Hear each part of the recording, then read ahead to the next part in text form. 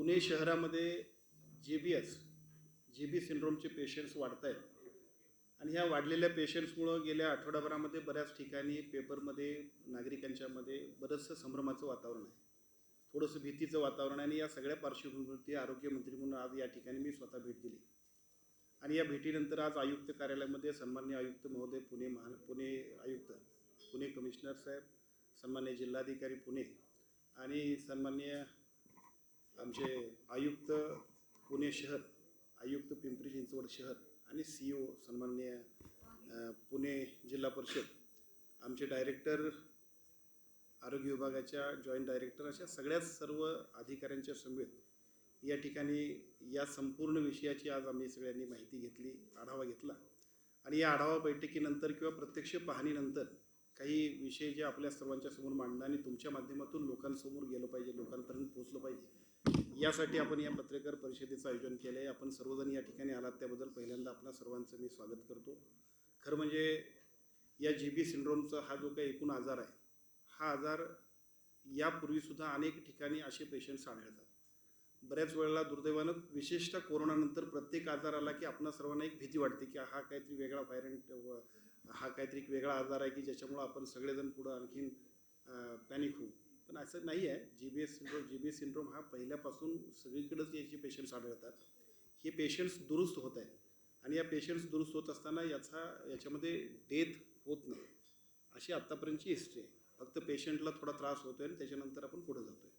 आज आम्ही ज्यावेळेला प्रत्यक्ष पाहणी केली त्यावेळेला विशेषतः पुण्यामध्ये ज्या काही खडकवासला, किरकिटवाडी, नांदेड गाव, नांदेड सिटी, धायरी, आंबेगाव या पुणे महानगरपालिकेच्या कार्यक्षेत्रातल्या या 101 रुग्ण जे आत्तापर्यंत आपल्याला आढळले, त्या 101 रुग्णांच्यापैकी 80% रुग्ण हे या परिसरातलेच आहेत आणि हे 80% रुग्ण हे याच परिसरातले असल्यामुळं याबद्दल पुणे महानगरपालिकेनं थोडीशी उपाययोजना करणं आवश्यक होतं आणि त्याबद्दल अतिशय चांगल्या पद्धतीनं पुणे महानगरपालिकासुद्धा काम करते. विशेषतः पुणे महानगरपालिकेनं इथं या ठिकाणी 15 खाटांचा अतिदक्षता विभाग या ठिकाणी सुरू केलेला आहे.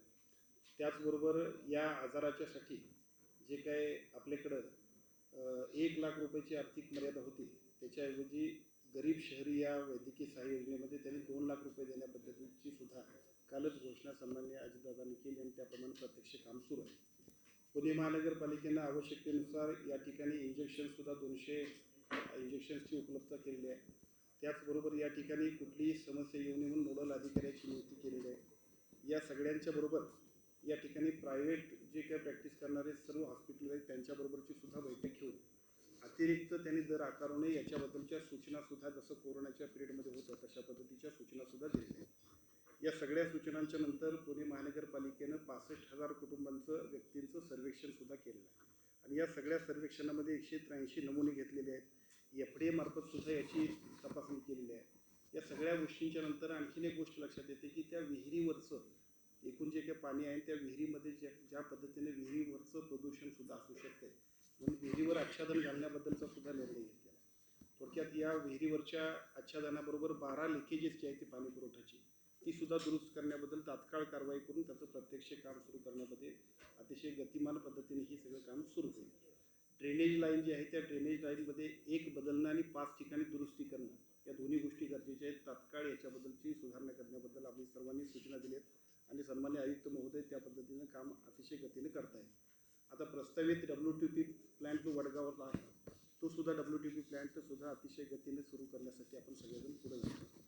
या सगळ्या गोष्टींच्या बरोबर मला आपल्या सर्वांच्या माध्यमातून आणखीन एक विनंती करायची आहे की GB सिंड्रोम हा जो काय आजार आहे तो बॅक्टेरियल आणि व्हायरल इन्फेक्शनमुळे झालेल्या आजारांचा परिणाम म्हणून होणारा ॲटोइम्युन अशा प्रकारचा आजार आहे. आता सदर इन्फेक्शनमध्ये निर्माण होणाऱ्या अँटीबॉडीज शरीरातील नर्वस सिस्टीमवर परिणाम करतात व त्यामुळे नर्वस सिस्टीमशी संबंधित लक्षणं दिसू लागतात. हा आजार उपचारानं बरा होऊ शकतोय. उपचारासाठी महात्मा फुले जन आरोग्य योजनेमधून 2 लाखापर्यंतचा खर्च करण्याबद्दल यापूर्वीच अनेक महाराष्ट्रातले जे काही पेशंट्स असल्यामुळे आपण सगळ्यांनी तरतूद केलेली आहे. सध्या पुणे परिसरामध्ये साधारणतः 111 संशयित रुग्ण आहेत.